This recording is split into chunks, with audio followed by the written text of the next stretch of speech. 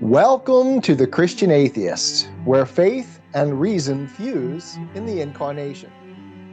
Episode number 103. Chat with our friend Raymond Mulholland.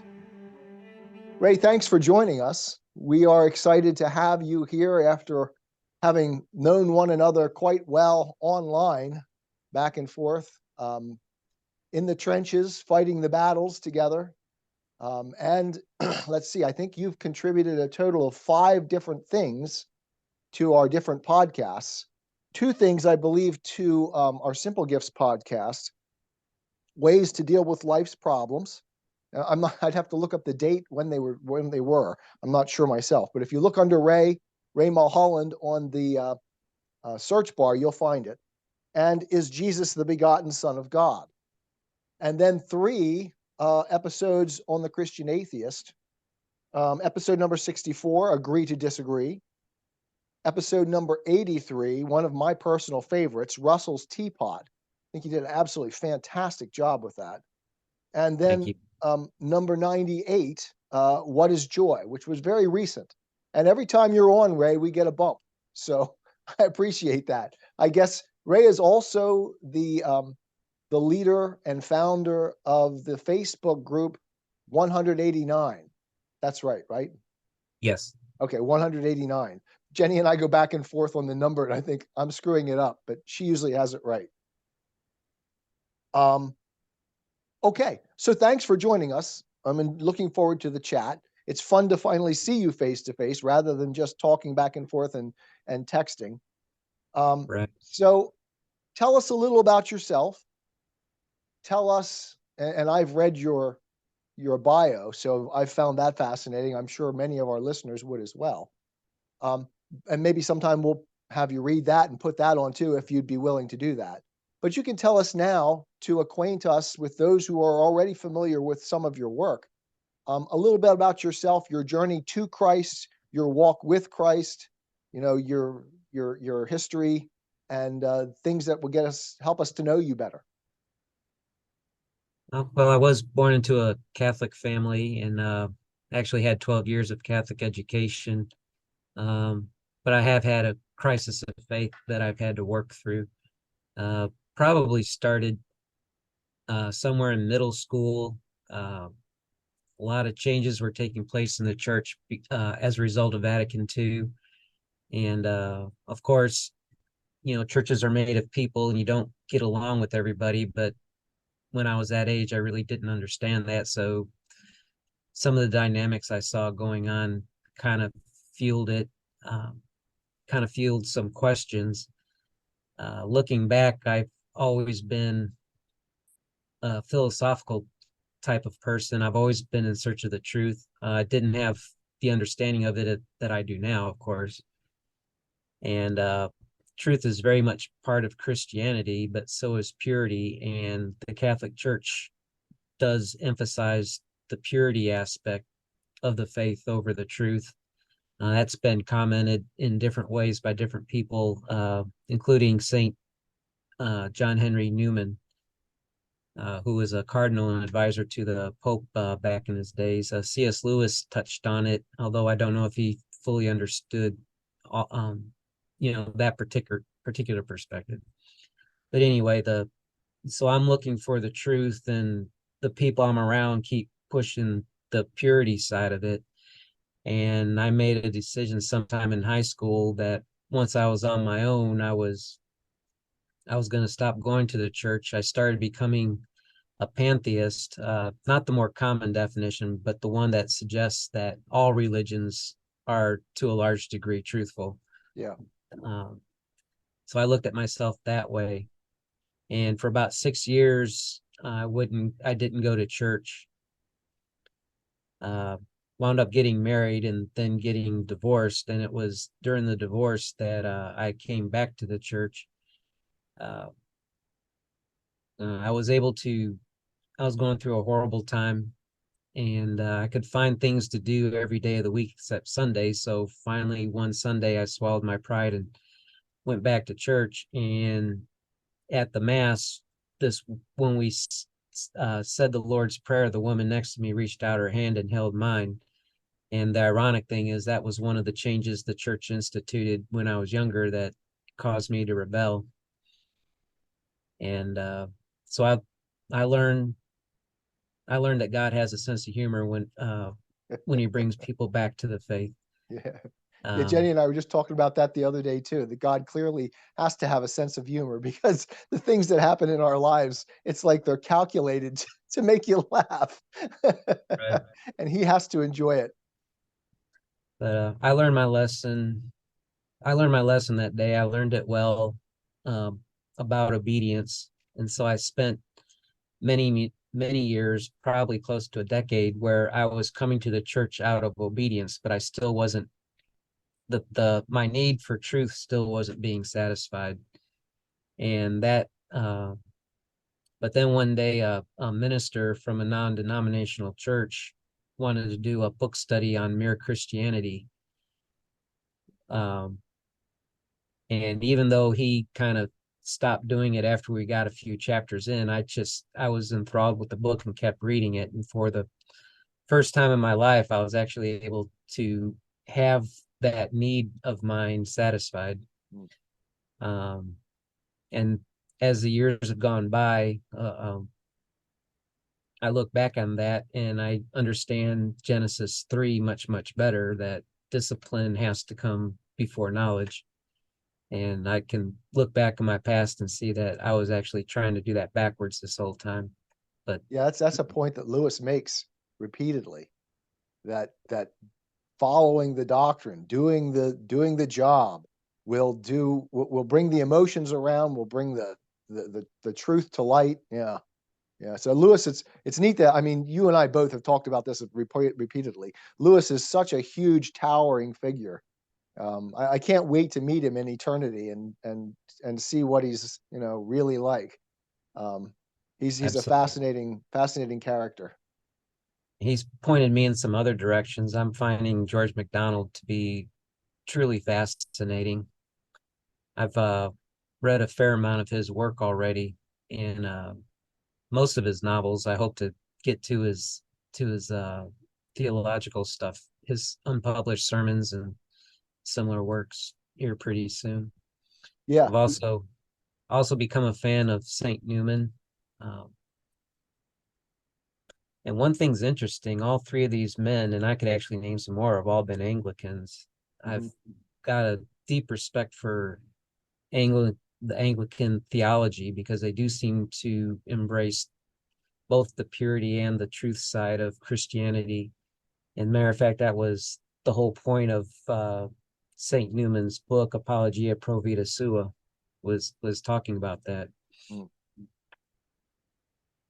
Yeah, I've read bits and pieces of Newman and found it quite illuminating and probably worth reading. If as you read through like the McDonald's stuff, um, let me know who it is or what works are really hitting you. Jenny and I read for No Compromise his short story, should we call it that? A sort of a fable called The Day Boy and the Night Girl.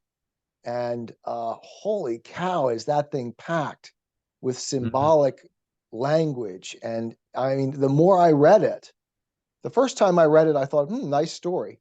And then, I mean, it's like every other word, every sentence has something there to find. And so we did two No Compromises on it. I don't know if you've listened to them, but we had so much fun doing that with McDonald.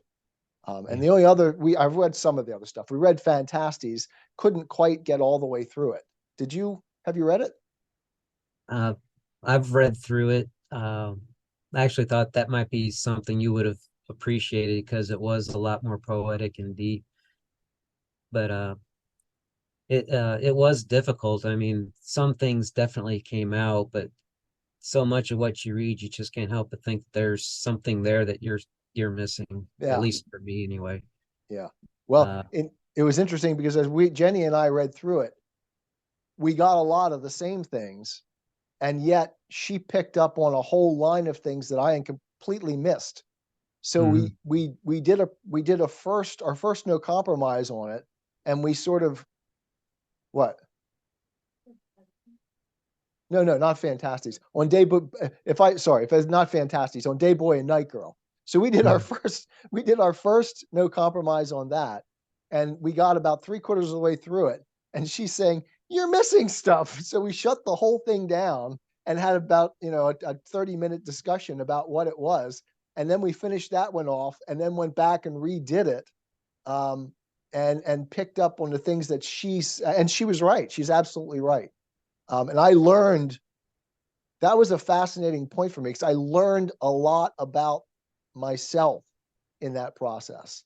And some of the things that I had bought from the Hegelian worldview, what you and I recognize as the Hegelian worldview, unconsciously, and had brought it into my soul and believed it, and processed things in that way.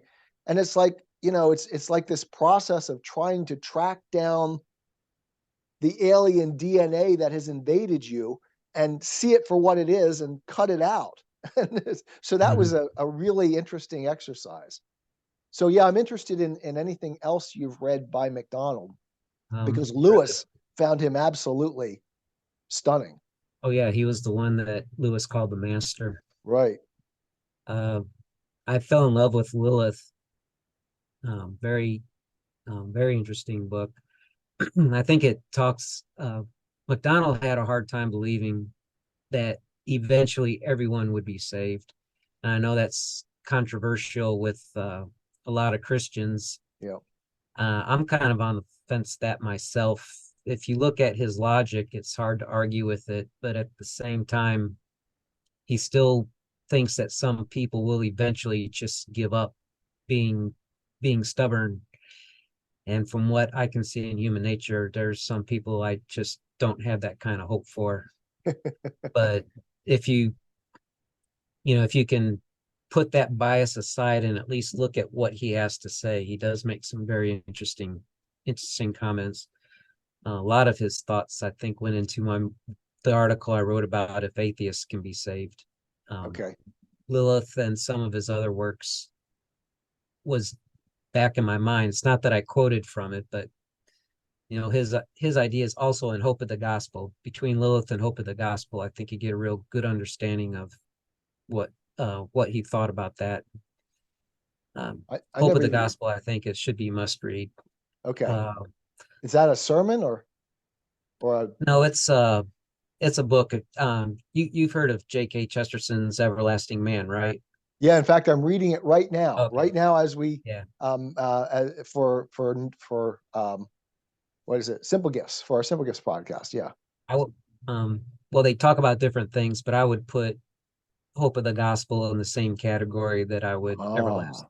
Okay. Okay. We'll have to read that one. Topics, but I think you would agree that the two books would go well together. Okay. Behind the North Wind, when C.S. Lewis said that no one else spoke like Jesus, like MacDonald did, I think if you read Behind the North Wind and Sir Gibby, you'll know exactly what Lewis was talking about. Okay. Unfortunately, Sir Gibby has a lot of Scottish Baroque, so some of the reading can be hard. Okay. Unfortunately, it's not to the point where you can't understand what's going on in the story. But, I'm not familiar with any of those. So yeah, Jenny and I are always, of course, looking for new materials to read. So that'll be fun to be able to pick up on some of that. Yeah. So I guess my short list right now would be Hope of the Gospel, Lilith, Sir Gibby, and Behind the North Wind. Okay. Good.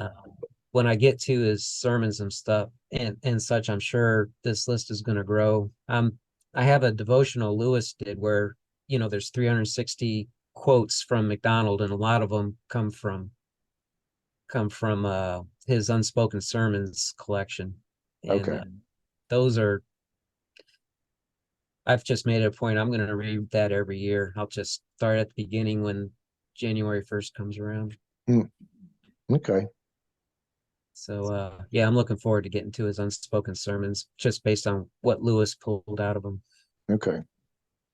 So but I think that's enough reading for now. Yeah, that's for sure.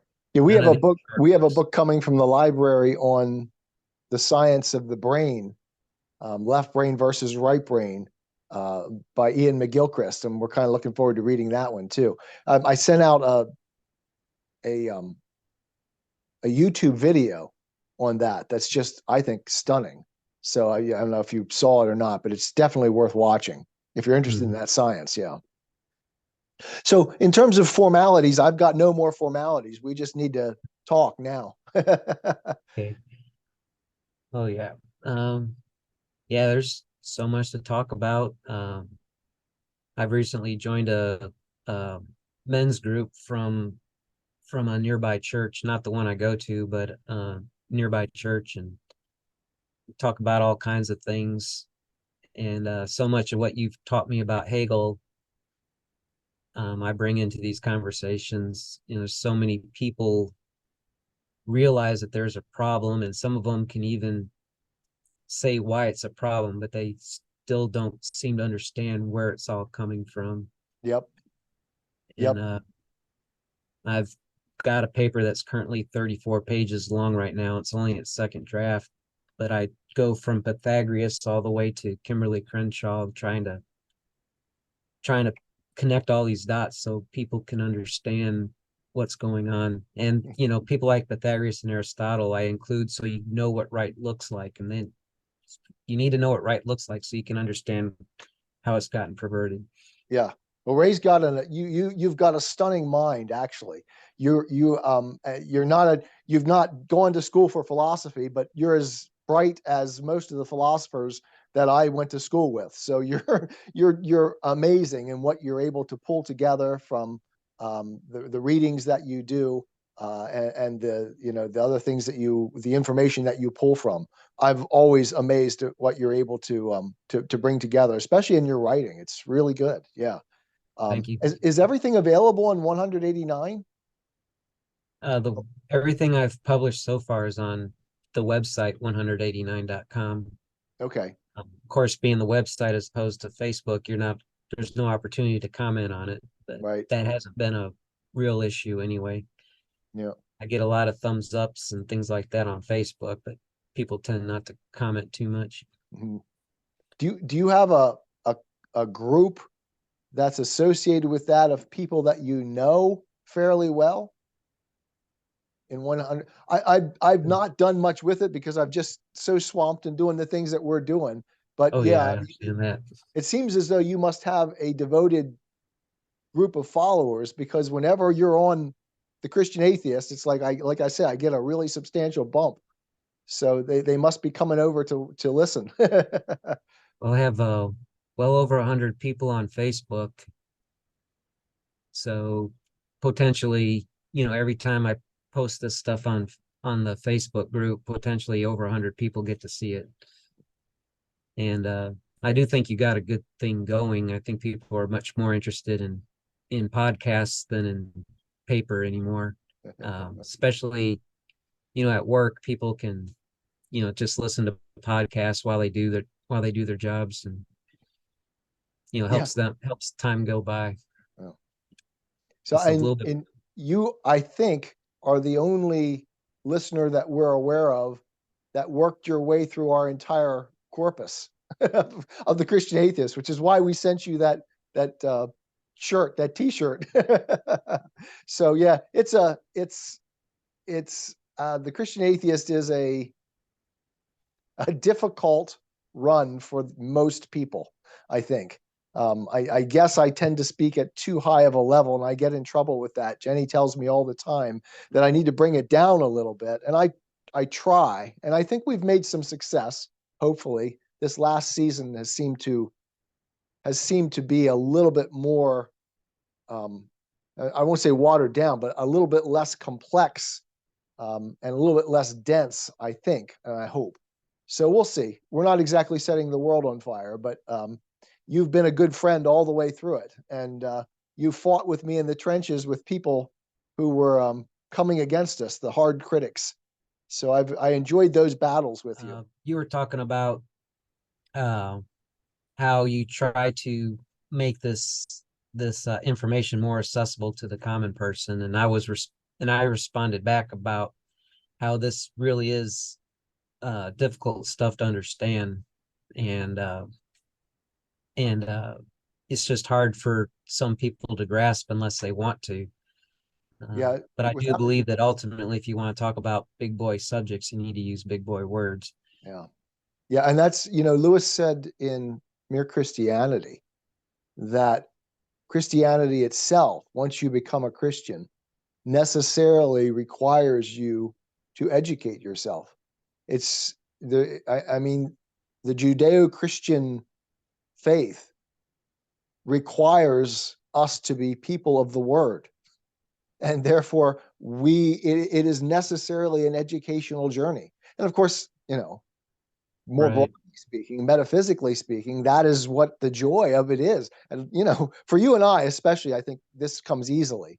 I think for some others, maybe it might be a bit of a shock, but it seems to me that all of eternity has to consist of this constant journey to understand, know, love, appreciate the divine. I don't see any other way of it's the farther up and farther in of no of the last battle. So yeah, and you talk about truth, and those who have followed us from the beginning of the Christian Atheist know that that was a central notion for Mhm. me too. It's like that I walked away from my faith in Christ because I was searching for truth. But because I was serious about it, it led me right back. Right? And Yes. God is truth. So yeah. Yeah. And believe it or not, I think atheism is actually is one of the supports I have for my faith, Mm-hmm. because um, atheists, at least the ones that are serious about understanding what truth is, they invariably come to a point where they have to admit they either have to stop their line of thought, or they have to admit that it makes sense for there to be an infinite being of perfect knowledge. Um, I see that all the time. Uh, One of my favorite examples is when I was in college, I was watching I was taking astronomy in college, and the professor loved to show one of Carl Sagan's works for the class. That Mm-hmm. would be our lesson for the day. He would show this video from Carl Sagan, and it was an awesome series until we got to literally the very last video, where Sagan started questioning the need for God, saying, "Well, man can do all this stuff. We don't need God anymore." And I look back on that day, and it's like he could have only said this at the end of the series. If he had said that at the beginning of the series, then the series would have meant nothing, Mm-hmm. because all the wonder that he was trying to talk about, all the beauty, all the mystery of space means nothing, because now space astronomy is nothing but a bunch of numbers. He said it at the And end, but he had to. not even numbers, because numbers reflect the divine rational order through which everything comes to being. It's like everything that they want to hold on to ultimately is only grounded in God. And once you lose that, you've you've abandoned science. I Mhm. mean, because it can't exist without that. Now, I guess it's possible. It's one of those things. It's like perhaps this strange thing that we live in called the universe has this sort of rational structure and order, and there's no divine being behind that. But I don't see how that's rational. It's like rationality itself collapses at that point. Yeah. And so, yeah, I'm with you. Yeah, big word I use is cognitive dissonance. Yeah, yeah. In Pinkerton's book, he talks about enlightenment now. He talks about how information is information is one of the fundamental building blocks of matter. It's like, but information suggests intelligent design. Mhm. If you can't have information by random. That's not information. That's random noise. Yeah. You And know, so information is always information for a subject. It's yeah. information for whom. Yeah. That was one of the points I made in my discussion with the YouTube atheist Tom Jump. Boy, that was quite an experience. He's a bright guy, without a doubt. And yet, I think he was expecting to do to me what he did to everybody else. And it didn't quite happen, I don't think. So I think that one came off well, but I don't think many people understood it. But it was fun. All you can do is just sow seeds. Yeah, that's boy, Jenny keeps telling me that one, and she's right. I'm getting better at that. Because it used to feel like, I've got to win this, and there's no winning. Because the only way you win is if they win. That is, if they see something true and start to follow it. And Right. I mean, when we were talking about coming together today, you said that too, something that I really appreciated. You said, I don't really care what you ask, because if I look like a fool and God is glorified, then let me look like a fool. That's where I'm kind of at too now. It's like, who cares? As long as the truth comes out, if I was wrong, okay, that's good. You know, People have a hard time giving up that though. And I admit it's hard. Sometimes I'm faced with the truth. I get upset at first, but may take a night or two, but eventually if still be playing in my mind. And if it's really true, eventually it's gonna win out. yeah, I'm not proud that I sometimes get upset, but I am human. But exactly. I do search for the truth, and I've learned a lot of things. A lot of things I thought I believed, I no longer believe.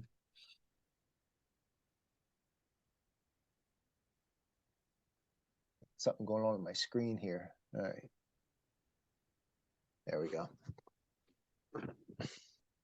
One thing I do find frustrating, though, some people,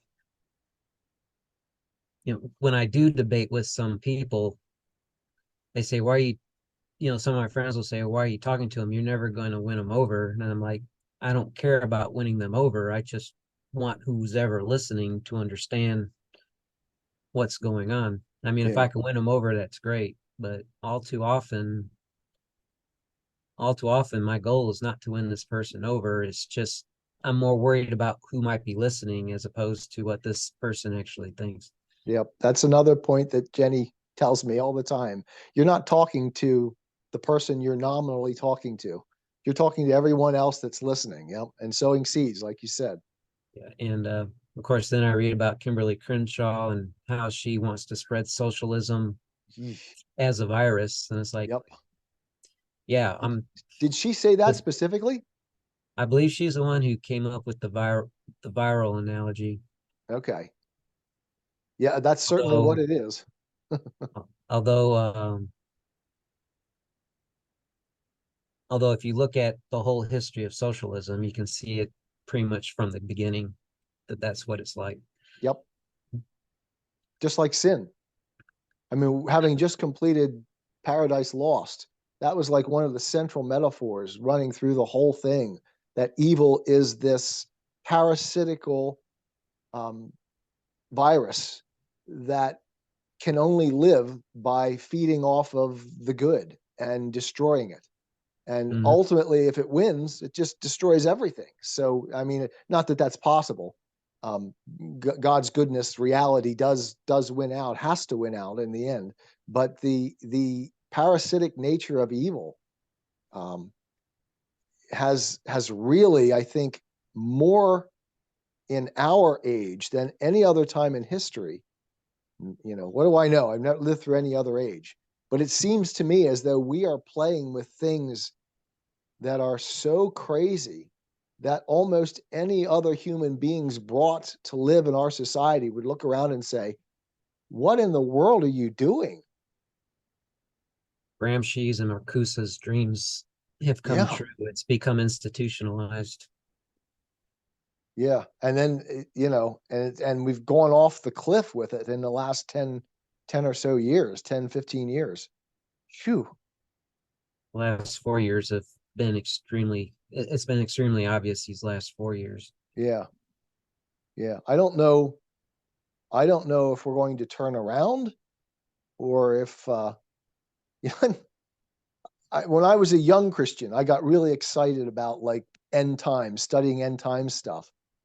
Now it's like, I don't really care about that.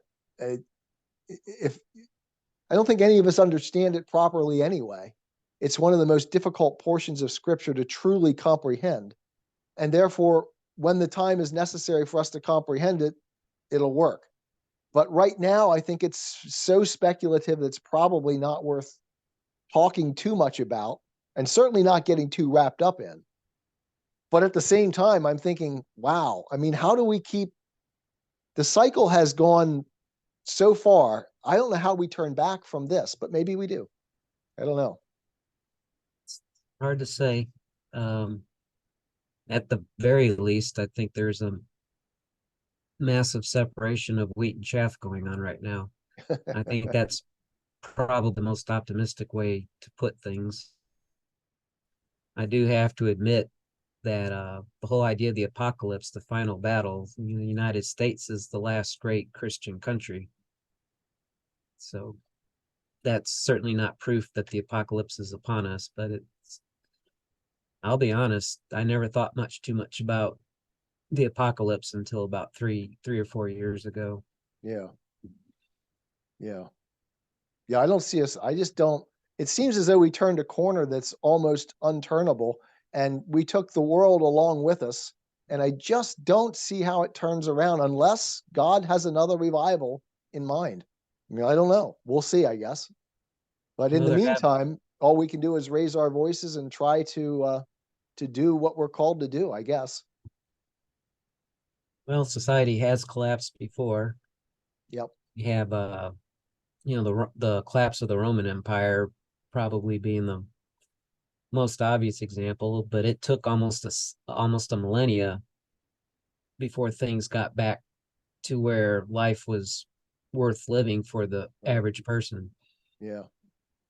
But they didn't have, I mean, the structures of rationality, I don't think collapsed along with the Roman Empire, but I think we're in the process of collapsing reason. And, as much as science is a fairly new thing, we're destroying science along with it. Of course, science can't survive without reason. And I would probably make the argument, and I just just today I was reading in Chesterton's Everlasting Man about the nature of reason being sustained, not just reason, but sanity being sustained by Christianity and falling completely apart when it's absent. And we've dismantled Christianity, I think, even in the churches, largely in our culture today. We've become so secular in our thinking. And that's why I say I don't know if it's going to turn around. From where is it going to turn around? I'm not sure. I've always had a love for history. I think it's possible that society as we know it will collapse, and given certain number of generations, it'll slowly start to rebuild. Yeah. Uh, Yeah. I do think, and I hate being a fatalist. I mean, I'm doing what I can to educate people to hopefully turn things around. Whether it works or not, I don't know, but I know I got to try. Yeah. Yeah. And People don't that's seem interested. I either mean, that or they just take a fatalistic attitude. They want to complain about it, but they're not serious about doing anything about it. or bred in circuses. It seems like everybody's interested in these very shallow things, and they have no patience for anything that takes real thought. I don't know. They've destroyed our attention span. Yeah. Our attention span's been destroyed. So if you can't say something in 5 seconds, Yeah, and I'm not good at saying anything in 5 seconds. So, Ray, do you have anything you would like to tell me that I'm screwing up that I should do better, right? You've probably been on this journey with us longer than any other listener. And I appreciate all the things you've done. Different times you've had things to say to me that I think were right on. Sometimes I disagreed, and that's okay too. But I love to get your perspective on things, and anything you want to talk about, I don't know, just open the floor to you. So go for it. Well, well, again, we could go back to talking at high levels. I think no compromise, where you brought your wife Jenny along. I think that's been wonderful. It's seems like you two have found that rhythm you need to have. You can talk about these higher ideas, and she can keep you grounded. She can ask those questions that that a common person may have, that you know you and I may not think about. I Mm-hmm. think that was a wonderful thing that you two did, and I'm glad that she's there supporting you in all this. You and me both. I have loved. I mean, I love doing the Christian Atheist. It, but it's sort of a solo enterprise. She works with me through it. I read it to her and all that. But the no compromise thing has been like my pride and joy. I mean, I love it so much. Every week I look forward to doing it with her, even though at one level it terrifies me too, which because it's kind of less scripted than the Christian Atheist. Mhm. And so I'm more on the spot, and that always worries me. But yeah, it has been a true joy to work with her. So I appreciate that. Yeah. Okay. I've been a little behind. I'm trying to catch up on your videos now. I did read the third book, or I saw the third book of Paradise Lost, uh, on the no compromise, and I left some notes there Ooh, yeah. I'm behind on checking that comments too. yeah, yeah, I'm going to try and catch back up. But now I'm drawing a blank on what it was I said back then. Okay. Uh, right now, I don't know about you, but I'm fortunate. I do have a variety of people I can talk to and bounce ideas off.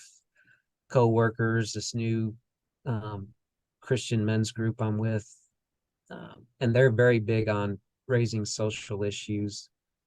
Uh, I got introduced for the first time yesterday to Matt Walsh of What Is a Woman fame. Okay. And Yes, I remember that. yeah, he sounds like a very good person to listen to. He seems very grounded, but again, he's doing a great job identifying a problem, doing a great job, getting people to ask questions, getting them to think about why is this such a good idea. But I saw him also on an interview with a friend of his on Fox, and when it started coming down to questions like where is this coming from, I I just don't think people know. Even people are doing a great job dealing with the daily insanity that pops up. I don't think they really understand. According to Matt Walsh, he thinks that this is a top-down driven. This whole wokeism is top-down driven, and I think it's easy to see that because it's being done through legislation. They're passing all these laws, and Yep. these people are going to corporate work for the human resources office, and they're Yep. coming up with policies that the CEO signs off on, but probably doesn't understand. Yep. But in my Absolutely. opinion, it's not a top down or a bottom up. It's a virus. It's just striking everywhere. Yeah, you got these people making insane things at high levels, but you also got these people at low levels that are pre-programmed to accept this Yep. without question. Yep. Because it has become systemic. I mean, the classes that I'm teaching right now, I'm teaching a course on ethics. I'll have students come in, and several of them will say something like, I'm a Christian. And then throughout the course, they take these positions that are clearly woke positions, and they don't ever see the conflict. It's like, and I know at one level they understand it, but at another level, they're so overwhelmed by the structure of the systematic cultural weight that they're not able to really rise above it, see it for what it is. I do my best to try as a teacher to at least allow other perspectives to come in, and to the extent that I can without being overbearing, to present our side. But it is frustrating. Oh my goodness.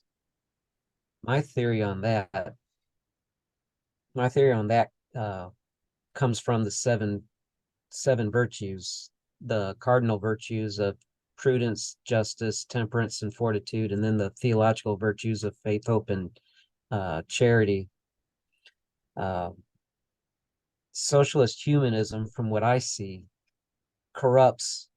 primarily corrupts the Christian idea of justice, and it replaces what St. Paul taught about being equal through our differences. The whole thing about, the hand's not the foot, the eye's not the ear, but the body needs them.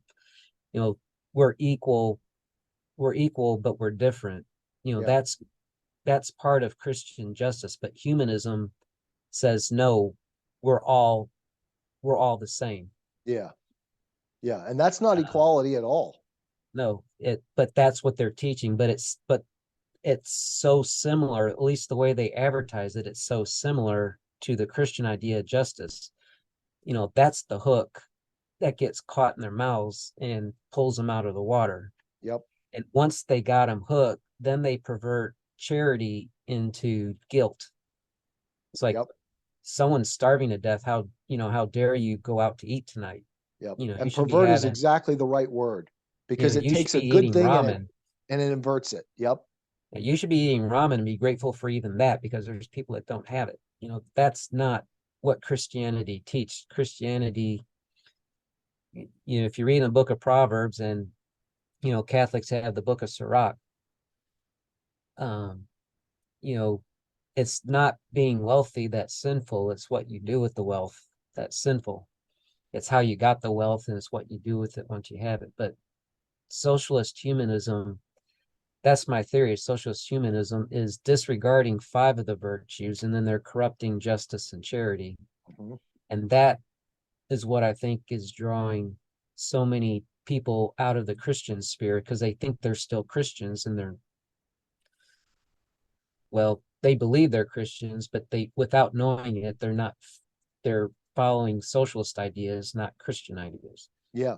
Yeah. They're refusing to balance the virtues.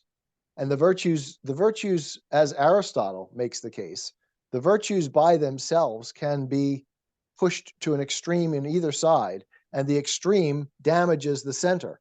And the center is where the virtue is found. And so you can be too nice. Being too nice, gentle Jesus, meek and mild, which is what we hear running through the evangelical churches all around us, this idea that Jesus was just nice, and everything is about being nice. And if you're nice, then you're a Christian. No, that's not the way it works. God is not just nice. He doesn't overlook things. He's truth. He's justice. He's he's goodness. And when we violate those things, God provides the balance, and we've got to balance all the virtues. We can't choose one and raise it to the level of the single only virtue. So I think your account is really good. Yep. I mean, Lewis talks about that too, the balance of them. Yep. I just read a book, and if I remember right, I think there's 2, maybe 3 times that Jesus actually spoke nicely. I mean, he doesn't necessarily speak harshly, but Right. He speaks truthfully. Yes. he speaks matter of factly. As far as actually showing compassion for someone, I think you're only looking at 2, maybe three times between all 4 gospels that you're going to find an example of that. I mean, That'd be even to his own mother, he spoke to his own mother in ways that today we would consider to be disrespectful. Twice. Yeah. Once when he was found at the temple, and then the other time at Cana, the wedding at Cana. That's right. Huh. So, I mean, I do believe God is love, and he does want to comfort us I believe all that, but Mhm. he's not the indulgent grandparent that's going to excuse every little thing we do and make us as Right. comfortable as possible. He's the father who's going to Mold us and shape us. yeah, he wants what's best for us, but he wants us to appreciate it and to in whatever manner we can earn it, whatever limited manner we have to at least make the effort for it. But Okay, we've been going for about an hour. Do you have any things you'd like to wrap up with? Point people to your 189? yeah, it's you can either go to Facebook or you can just go to the web 189. For the grammar Nazis out there, there is no and in it. It's just 189. Uh, the website just has the .com extension. Otherwise, you can go to Facebook and type that in for a search, and it should come up with the group. I do post articles. I've been doing it weekly for almost 3 years. Like to continue that, but I don't know if I'm going to be able to keep quite that pace up, but I still plan to post on a regular basis. I'll probably still be posting weekly for the near future anyway. Love to hear comments either on Facebook or at the bottom of my webpage. There's a place for you can send me an email. There's a link to send me an email. Tell me what you think. Uh, I talk about many different topics, uh, everything from interpreting the Bible to what's it mean to be a Christian, how to address some political, social issues, how to address skeptics. Yep, and Ray is a warrior for sure. So any of you who have questions, feel maybe I'm being presumptuous here, but I'm sure Ray would be perfectly willing to help you learn to address questions that atheists and agnostics throw all the time when you're having discussions, because I've seen him in action. He's quite good. And so I appreciate all the times you've been in the trenches with me in those battles. Um, you've Thank you. always had my back, and I really appreciated it. Thank you. I love a good fight. It is fun. I do enjoy them too, but it can get And actually, exhausting. And you're actually better at drawing the line and saying I'm done than I am. yeah, I guess I just have a